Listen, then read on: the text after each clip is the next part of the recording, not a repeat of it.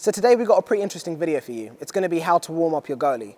Now you're probably thinking if you've been on the ice for a while you don't need to see a video like this, and if you're a beginner this might be beneficial to you, but it doesn't matter who you are, this is a video that we all need to watch because there's a few of us that are on the ice, regardless of how long that we've been there, we do things during warm-ups that we probably shouldn't do. Maybe we know, maybe we don't, so let's take a look at some do's and don'ts.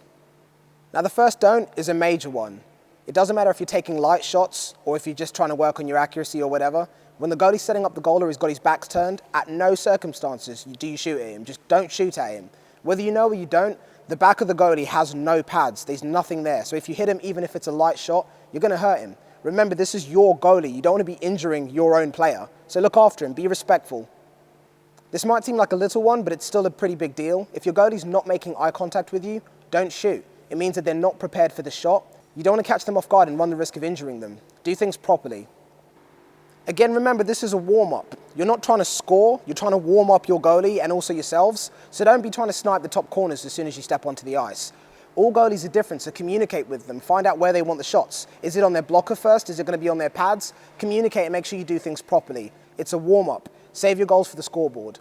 I know a lot of the goalies that we play with really hate it when people go for headshots. You're not trying to kill them. Warm them up. Don't go for headshots. Keep the puck nice and low. Remember what we said in the last point. Communicate with them. See what they want. The last thing a goaltender wants is a player that steps on the ice and thinks they're Patrick Kane and has to pull off 80,000 moves before he's had his first shot. Don't be that player that has to dangle. All you're going to be doing is upsetting your goalie's morale before you have a game. That's the last thing you want to do. You want to make sure that all of your players have their head right and focus on the game properly. So make sure you do it properly. Above all, communicate with your goalie. All goalies are different, all teams are different. You need to figure out what works, how they like things done, because when you step onto the ice for a game, you want to make sure that your players, especially your goalie, has their head in the right place to be able to focus on the game.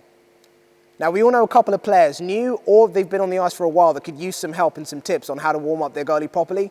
Tag buds down below, share the video with players that you know do not know how to warm up properly. Tag them, share this video with them, make sure they watch it. As always, guys, above all, subscribe, stay tuned for the next video. Thanks for watching, and follow us on Instagram, Twitter, Facebook, Snapchat. All the links will be down below as always.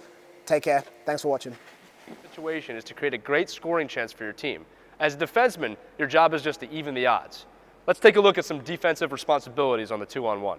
As a defenseman on a 2-on-1, your primary objective is to take away any passing lane from one player to the other. To do this, make sure that your stick is first in a good position in front of you. Make sure that your feet are able to transition easily if needed.